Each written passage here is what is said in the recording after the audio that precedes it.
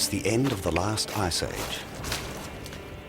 Our ancestors have survived this freezing desolation for 25,000 years.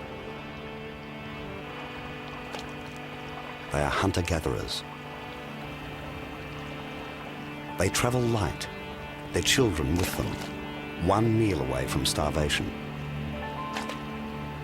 They are never able to settle down.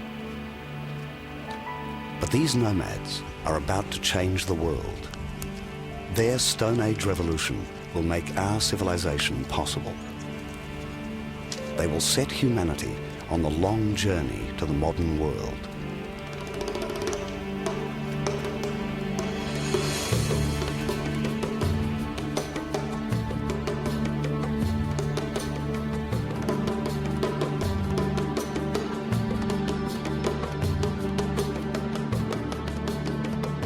Around 15,000 years ago, the climate began to change. The glaciers melted, and with water, the world came back to life. One of the best places for humans to live now was an area of the Middle East we call the Fertile Crescent, from Israel to Iraq. The hills were dotted with trees, which spread quickly as the weather improved. The open woodlands were like a garden, supporting a new range of edible plants. Animals flourished on the uplands and fertile plains. It was a hunter-gatherer's paradise.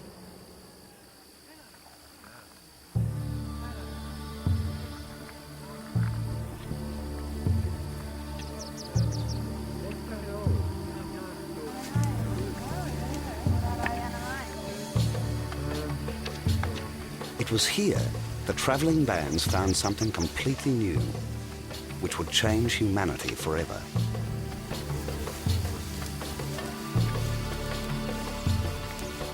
They discovered a huge family of plants, the grasses. It was a vast supply of grain.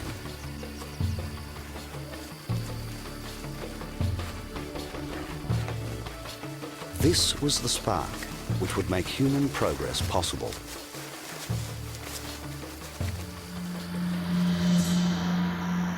The evidence is scattered in valleys across the Fertile Crescent. These people left no recorded language or stories. All the archaeologists can do is dig. In the 1920s, the first great woman archaeologist, Dorothy Garrod, carried out excavations around Mount Carmel in Israel. She was looking in caves she thought had been used 50,000 years earlier. Instead, she unearthed the body of a man buried around 12,000 years ago. He was curled up, wearing a beautifully crafted headband decorated with pipe-like seashell. It was so distinctive, Garrod believed she had discovered a new people. She named them the Natufians.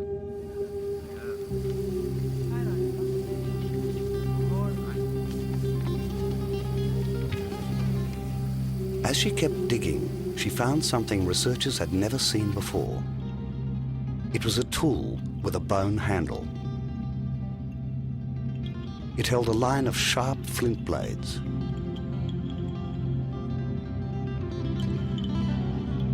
They were coated with a shiny residue, traces of a wild grass, an ancient form of wheat. It was a sickle, a tool designed especially for cutting grass.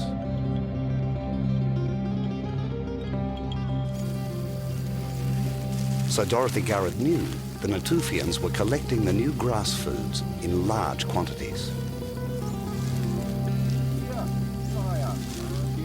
At the same time each year, these ancient people would have found the ripening grass in huge areas. Many of them were not edible, but they managed to select all the useful species. Now they had barley and wheat.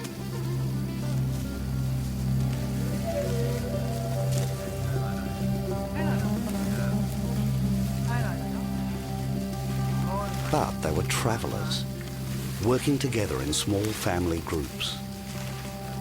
They had to carry everything they harvested.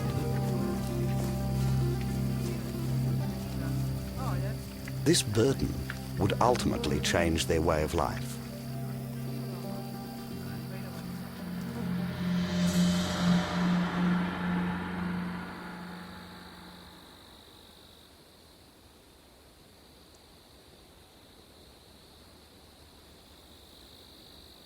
Today, the land of the Natufians is drier and hotter. The past is waiting to be discovered just beneath a forbidding surface.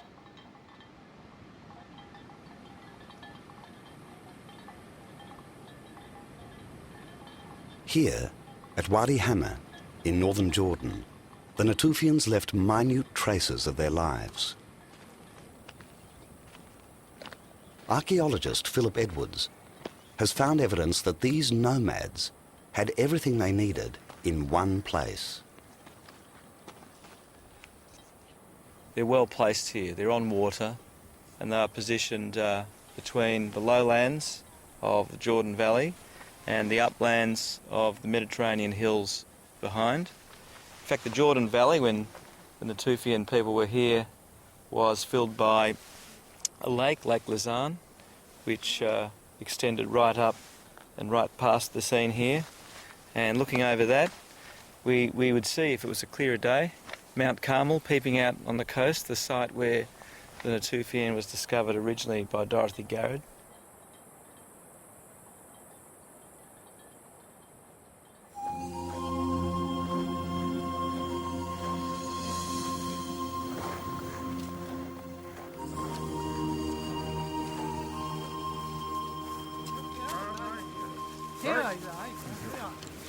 Archaeologists estimate there were no more than 1,000 families living in the whole of Israel and Jordan at the time. There was enough grain to feed them well, and it was all growing wild. Now, archaeologists have experimented in harvesting wild cereals in their natural area in the Middle East. And what they found is that one person harvesting for a period of about 3 weeks can produce enough food to feed a family of 4 for a whole year.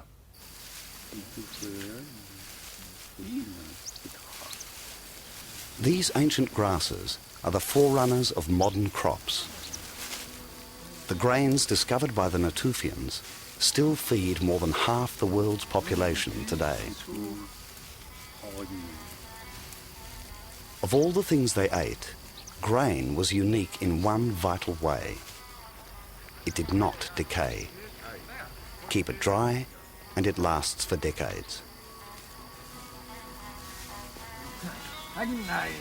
For the first time, they had food they could rely on for long periods of time.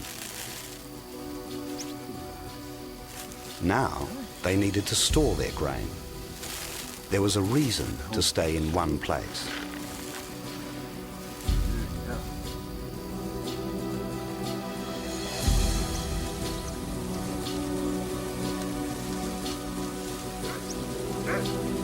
This was the first time in the Middle East we know people built shelters to last from year to year. And they remained here from generation to generation down the centuries.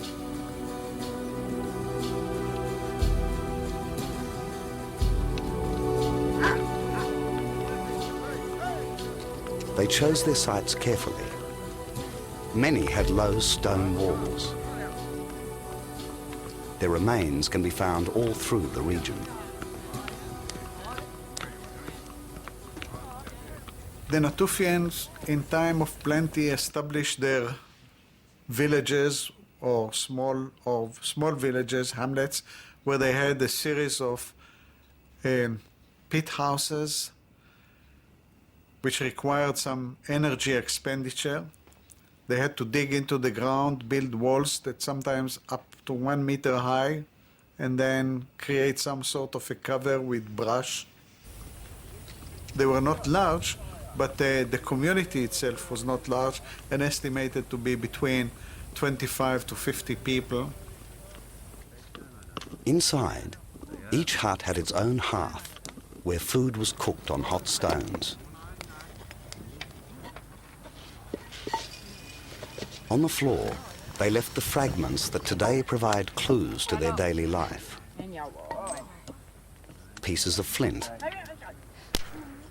shavings of bone, burnt seeds stayed in the ashes of the fire. They threw the remains of their food on the ground. To archaeologists, this refuse is a mine of information. It shows just what wild game they were able to catch. Their hunting expeditions were still vital to their diet. They are very eclectic foragers and hunters. Everything virtually that ran, swam, crawled or flew was eaten. So we've got gazelle, which was the mainstay generally of the Natufian repertoire. We've got aurochs, or extinct wild cattle, goat. We have wolf, fox, crab, tortoise. We've got hare, cat, and then a whole range of birds. While the Natufians would hunt anything, they were adept at catching large animals out on the range. They probably used the bola, with 3 stones connected by cords and thrown together, or the slingshot. Both were difficult to aim and throw accurately.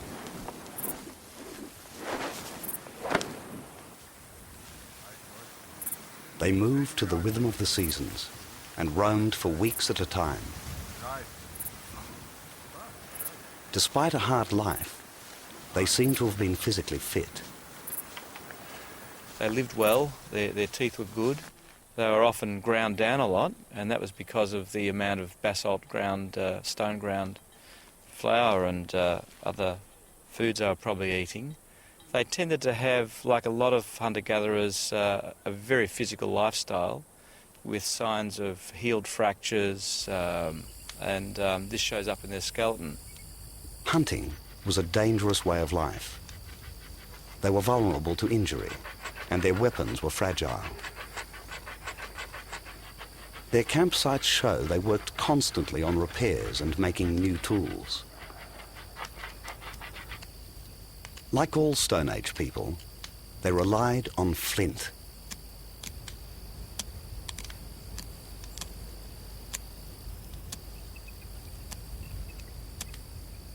By splintering different stones in the right way, they created an amazing range of specialized blades and axes. They had their own toolkits, which were precious and vital for survival. We were digging out these houses in square metres, and every so often we'd come across an extraordinary set of tools just stacked up where they were, left 12,000 years ago. And it was so clustered, it looked as if it had been in some kind of bag, which had been placed down there and never picked up again.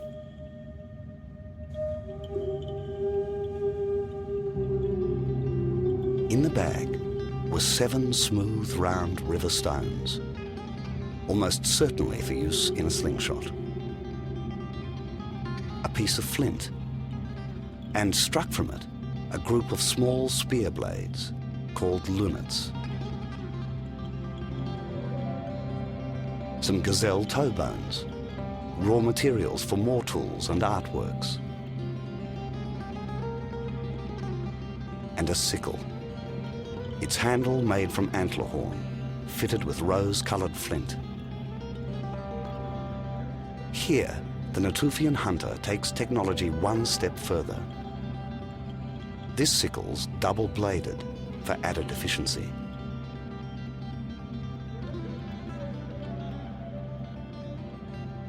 It was all of the things that characterised the Natufian way of hunting and gathering. The sickle for harvesting, the spearheads for hunting, the smooth stones, possibly sling stones, and then their preoccupation with ornaments made from the gazelle toe bones, which they made into beads. The Natufians had a unique feeling for decoration. They loved carving and carefully shaped their mortars and pestles. It's now that archaeologists find them in numbers far greater than ever before.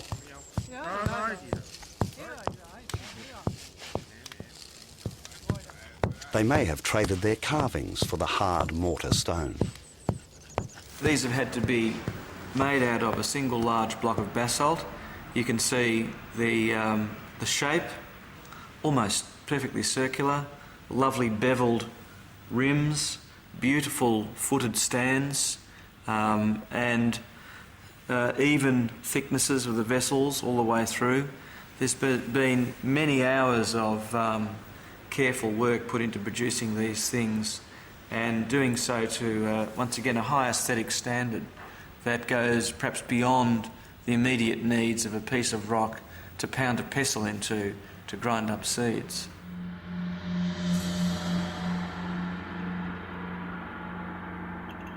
The most amazing thing about these mortars is their sheer size.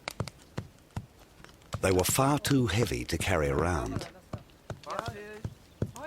We know the Natufians left them year after year at their own hearths.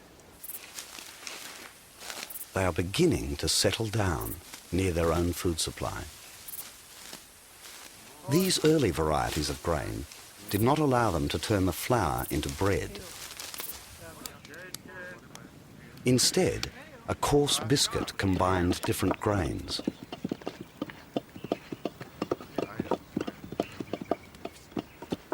A kind of pancake was the ancestor of today's flatbread. Skilled processing meant their teeth were not worn away by the coarse grain.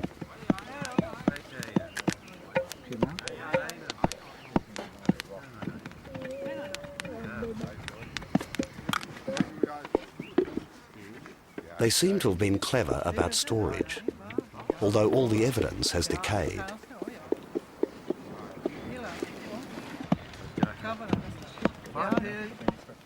We know hollow gourds grew in the area, and they understood how to tan leather.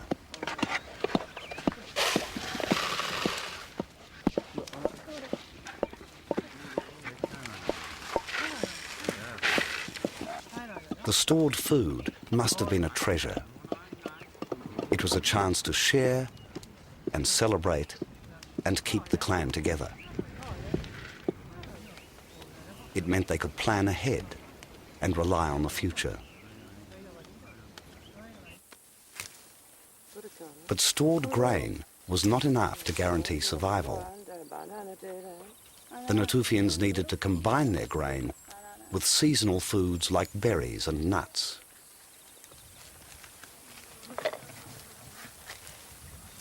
They were instinctively creating a balanced diet. Fruit and vegetables with meat and starch. Inadvertently, they were directing the future evolution of plants, choosing the best, the biggest, the sweetest to carry home. It was the seeds of these carefully selected foods that ended up in the rubbish pile. The refuse was moist and organically rich, rather like a garden bed. The plants would sprout and cross-pollinate to create a more useful strain. These were the first experimental gardens.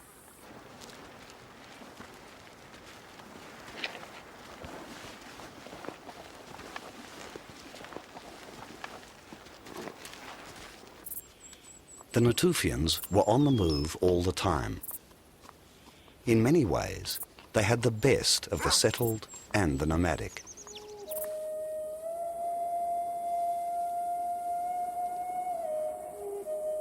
We know from hunter-gatherers still living today in Africa and Australia that the lifestyle created leisure. Particularly in the hot sun, the community probably came together.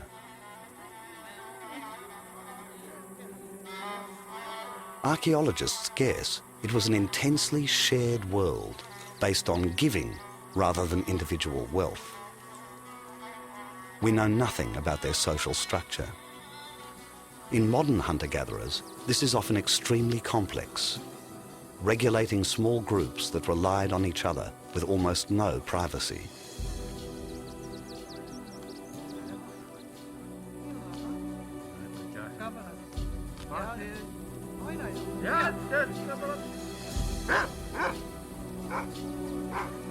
But we do know these bands met together as part of a larger culture.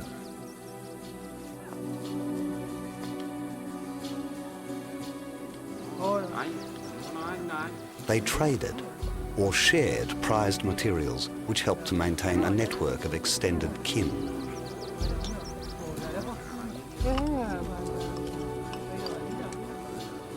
This trade kept the wider Natufian culture together. It enabled their tools to travel throughout the region.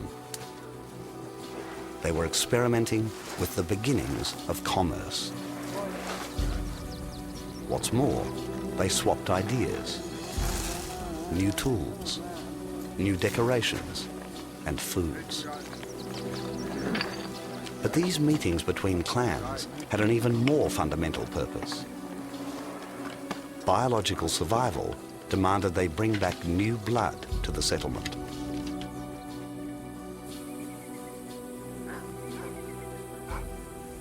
With permanent buildings, the Natufian world was changing. Increasingly, they must have thought of themselves as coming from this valley and this cluster of huts.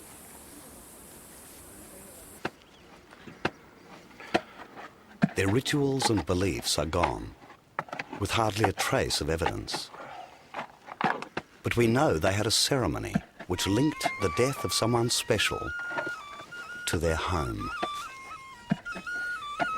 They dug a hole in the floor under the fireplace, and there they buried the dead.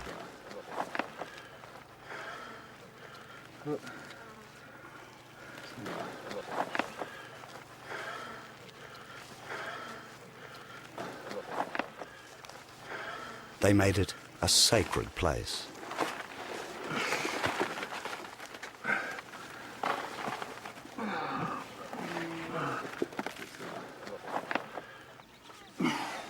They brought in a huge river stone and placed it in the grave, on top of the body.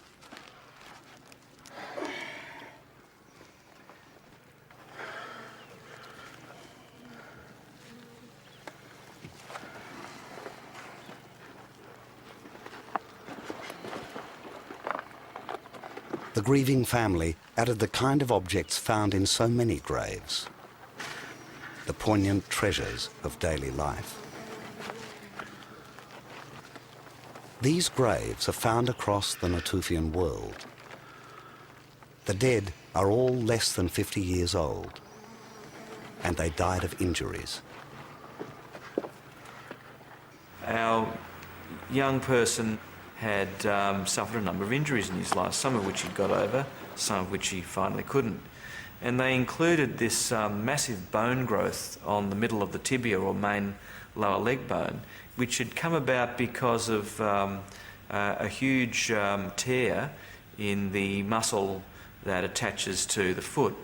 And that would have left him with an extremely painful leg injury. But that healed, and a bone growth grew around the tendon attachment on the mid-lower leg, and he was able to get over that.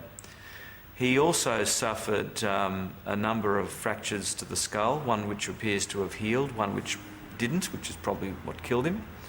And finally, when the young person was buried, a large rock was deliberately placed over the chest and the pit back filled.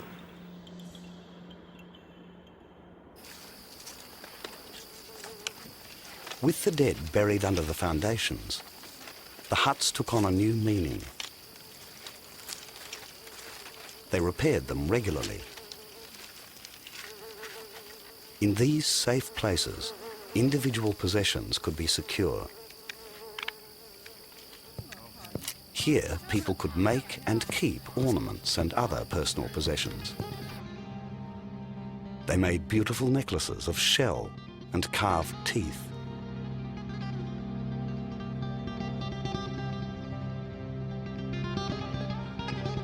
This stone carving is an animal with long horns.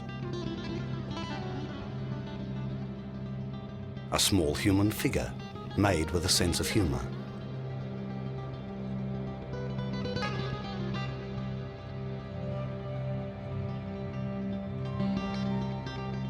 This bone animal, blackened with age, is a prancing gazelle.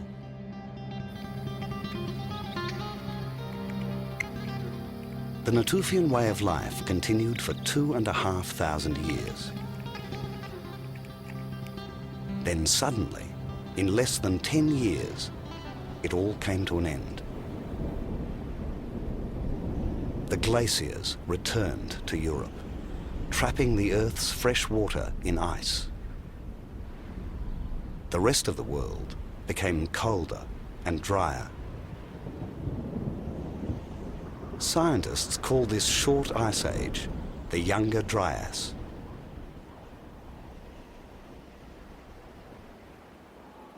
In the Middle East, there was a vast drought. A great famine spread over the land. It was an environmental catastrophe.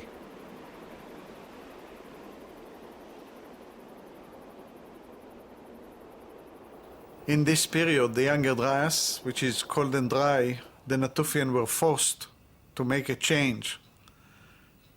They were forced to make a change because the environment changed, and as a result of the depletion of resources, the number of animals decreased, and the yields, the annual yields of the wild fields decreased as well.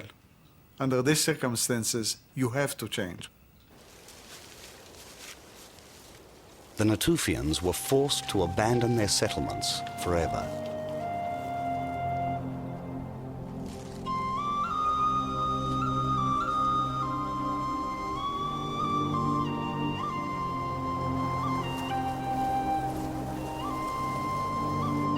Clans splintered into small groups, ranging desperately, nomadically, for food.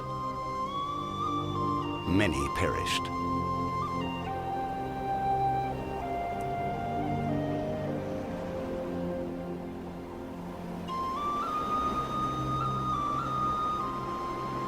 It might have been like a sustained series of the worst droughts.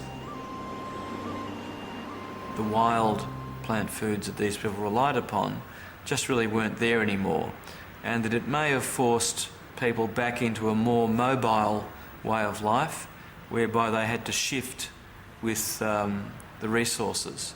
And it seems to have broken up this period or this phase of formative villages in the Jordan Valley flanks and across the Galilee and into the Mount Carmel area. Then the Natufians were offered one slim chance of survival. The drying Great Lake in Jordan exposed a fertile plain.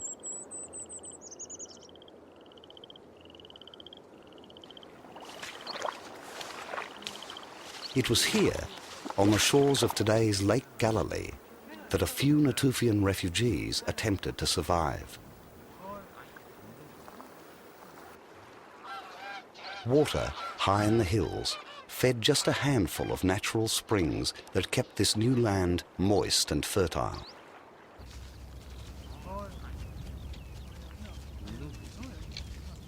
Now, the Natufians faced a profound challenge. They had abundant water,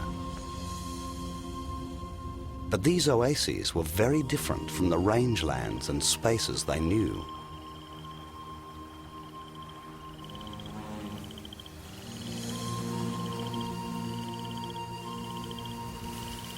What happened now is pieced together from the evidence of a number of sites in the Jordan Valley. It is a triumph of human adaptability. They knew this could never be a natural site for the huge grass colonies they once depended on. So they created their own miniature, controlled landscape. They dug the ground.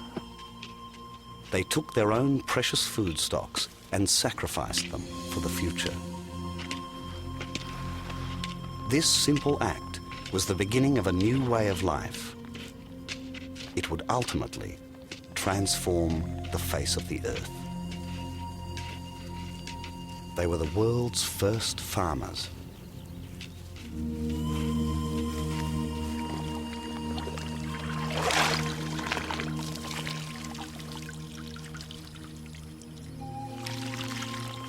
Late Natufian foragers had to adapt to new conditions their ancestors didn't recognize before, and they had two options in a way. One option was to move out, and the other option was to change the subsistence strategy, to change the way you make your living. It seems that the option to move out to other places did not take place or didn't take room among these discussions within the Natufians, because you can imagine the people sitting there and saying moving north would mean conflict, war with other hunters-gatherers. Why don't we solve it in a different way? And I can easily imagine some of the old females telling them, hey guys, the best way is let's try and reseed our fields. Let's try and cultivate our own plants so we can stay in the same places without moving too far away. The drought lasted for over 1,000 years. But then, in less than a generation, the ice age of the Younger Dryas ended. The world became wetter and warmer. At last, the weather was regular and reliable.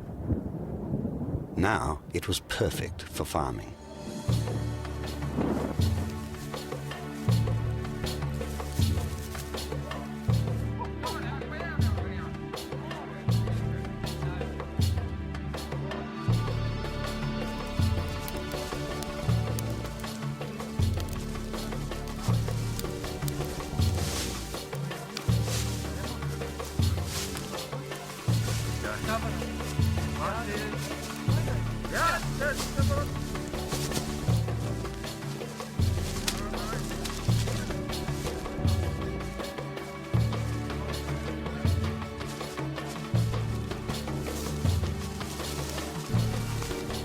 This was a moment which has occurred only a few times in the history of the human species.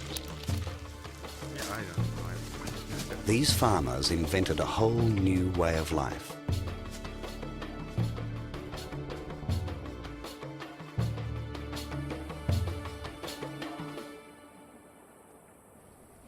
"10,000 years later, the archaeologists are probing the desert for traces of early farming in the Fertile Crescent. But it's a vast landscape, and the hills are now much drier. They know the first farmers spread out as their way of life developed. So where did they go? Philip Edwards has been thinking like a first farmer. He tried to see the land as they did. At Zad 2, near the Dead Sea, the researchers got it right. Here are the precious remains of a farm. Just 3 huts in a very unlikely place. Now, the first thing that strikes us is, when we look around, is why here we have a particularly barren landscape, and this site is right in the middle of a treeless plain. Nothing grows here. They wouldn't have been able to rely on any rainfall here. This is probably equal to one of the driest places on Earth. The kind of useful plant foods we find here, barley, legumes, figs and pistachios, particularly the nuts, just could never have grown here. Instead, they would have grown wild in the surrounding hills. These foods were important, but they were very hard to reach. So what made the farmers choose Zad? Well, one good reason is that Just a couple of kilometres away behind me is a natural spring, and that would have once flown right past the site and given a plentiful supply of water. Also, this erosion really wasn't here. The land would have been a much flatter plain. So what you did have here was a place to have water trained, maybe, into cultivated fields. That's arguable, but that's one of the best bets as to why people were here. In the rubble, the team discovered the vital proof of farming. They found the remains of burnt seeds in the fireplaces. Because there were so many, Edwards knew they must have been cultivated in the fields around the huts. So it's almost like this could be even maybe a kind of gardener's or gardening station. Yeah, set out here to do that kind of work. By measuring the seeds sifted from this dirt, the scientists discovered something quite extraordinary. The seeds are bigger than wild varieties. It told them the barley had developed a cultivated strain. Without knowing it, these early farmers at Zad were taking charge of evolution. They were mimicking natural selection and creating the first domesticated varieties. One way in which the first cultivators may have selected would be by taking plants, which may have come from quite a long way away, and planting them and building up a population. Now they would choose, for example, a type of wheat which had a particularly large grain, which would give a high yield, or a barley which had, I don't know, a nice taste or something like that, and they bring these in and build up a population. Early gardeners began influencing the shape, size and structure of the grain, what scientists call their morphology. Over time, they made it much easier to harvest. The main difference between domesticated cereals and wild cereals is in the morphology of the ear. Wild cereals lose their grains at maturity, they fall to the ground. In the domesticated cereals, the ear stays intact. And in fact, it waits for the harvester to come along and gather them. Cereal grains took many hundreds of years to change from their old, smaller ancestors to the bulging heads we recognize today.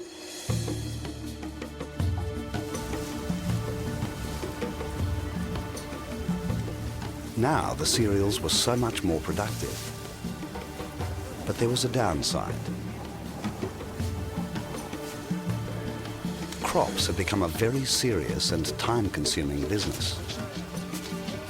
A relentless chain of production, from harvesting to winnowing and grinding. It was very labor-intensive. Life was a lot less carefree.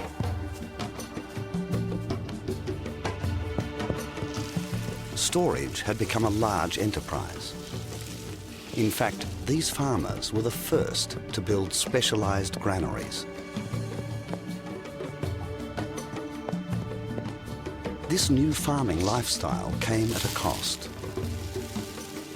In early farming burials, archaeologists have found knee and shoulder bones that are heavily deformed. Strain injuries caused by the business of grain processing.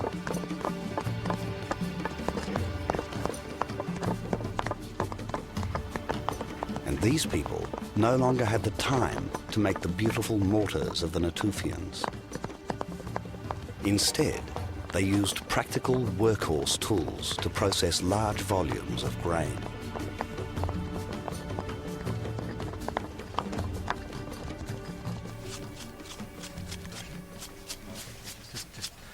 Well, this is a typical cup-hole mortar. It's just basically a slab of basalt. People just get a pestle and start grinding wheat or barley, such as you see here. Start making a impression in the rock, and gradually that gets deeper and deeper through use, so that they're making the thing as they're using it. And eventually, as you see, they start another one when it gets too deep and unwieldy to use.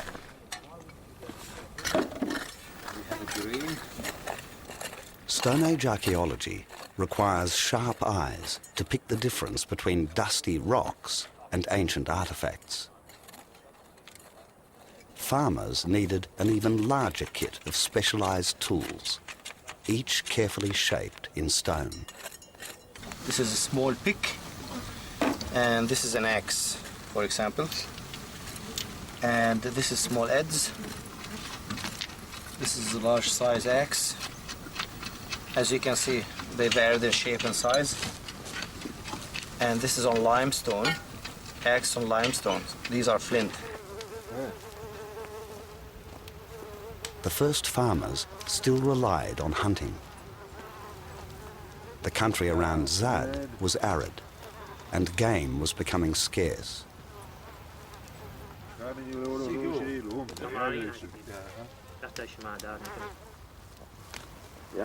They needed to improve the odds of hunting to bring down faster game at a distance. So they invented the bow and arrow.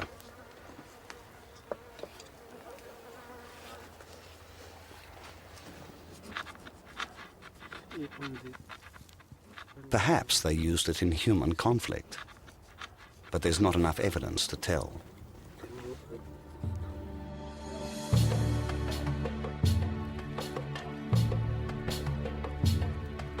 In the long human journey, we can now finally say these farming people had settled down. They had a village, mud and rock houses with a door and a hearth built for a single family. They lived in a small community.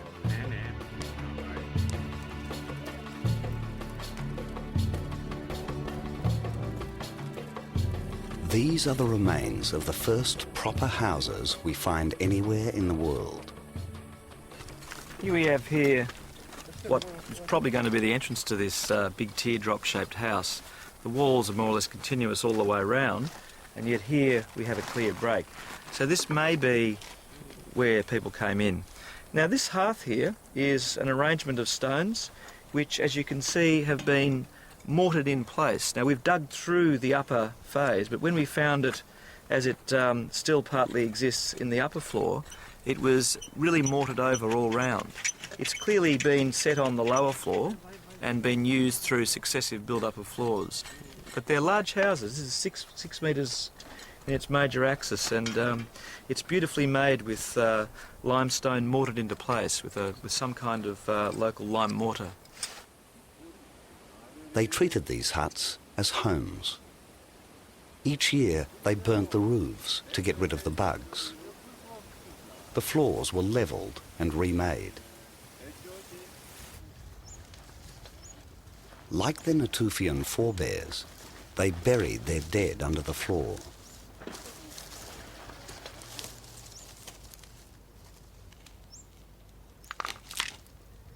Then they opened the graves and removed the dried skulls. They brought their ancestors back into the world.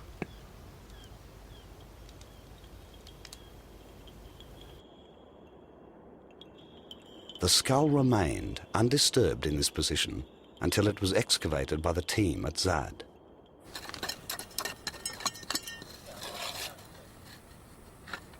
Most field archaeology happens in short bursts. Data is gathered in weeks and then analysed over months. We don't dig all the year round. It's a matter of 4 weeks, 5 weeks a year, or sometimes each other year. And then we have office work. So by the time we come to the field, we are really keen to dig and to get dirt, in short. So this is our holidays.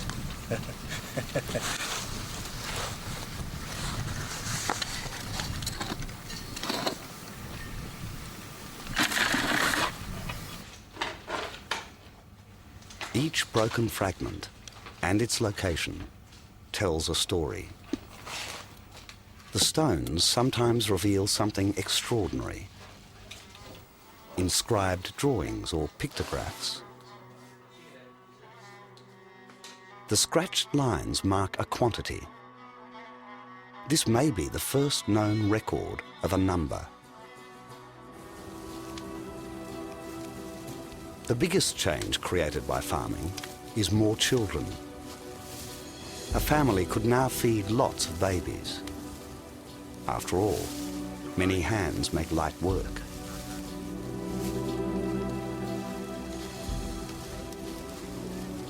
For hunter-gatherers, it was just the opposite. They had to carry their small children on long treks. They had no more than they could manage. Now, farming families could support several generations to give the community a storehouse of wisdom. The trouble is, the farmers were on a treadmill. Once they began growing their own food, there was no way of going back, because even if you are unsuccessful, you still have some surplus. And when you learn how to keep a surplus, because you need to sow the seeds next year.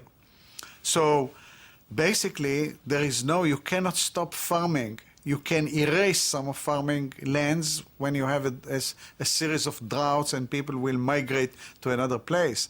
But what is inherent in an agricultural society is the number of kids, that with this kind of food, you have an increasing number of kids. Inevitably, populations grew. More people, more farming, more food, more people. Humans were living on a larger scale than ever before. It was a huge challenge. People had to be organized. Now they needed leaders. Once you have one biological viable entity living in one village, say 300-400 people living in the village, which means about, say, 100 families, and they don't move, there is naturally someone is going to become a chief, right? So you have the beginning of the emergence of social institutions, having the elders and maybe having a chief, maybe a shaman and so on. At Jef al-Ahmar in Syria, archaeologists uncovered a much larger settlement. In the middle of the ruins, they found a building too large to be a house. Instead, it was used to store large amounts of grain. It's a very big building, circular, and when we began to dig this building, we had to go 2 meters down because the walls under us were 2 meters high. And this building could be used for storage, and the storing is enormous. It cannot be the storing for one people, it's a communal storing. Then you have a bench where people can sit and meet, and probably you had also ceremonies in this kind of house. Families were giving part of their own harvest to a single group granary. Humans had taken a breathtaking step. Our families and clans were united into large organized communities. We were now living in societies with leaders.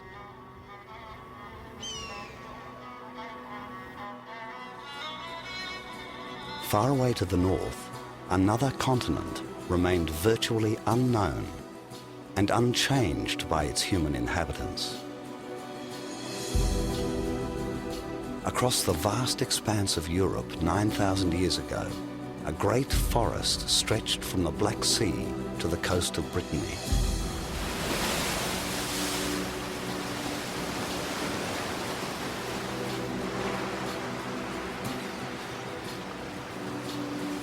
Here, people still lived as they always had, hunting and gathering wild food, moving from place to place. Eventually, the revolution that began in the Fertile Crescent would spread across the rest of the world. Nearly all our ancestors would take up farming. But for most, it would not happen for many thousands of years.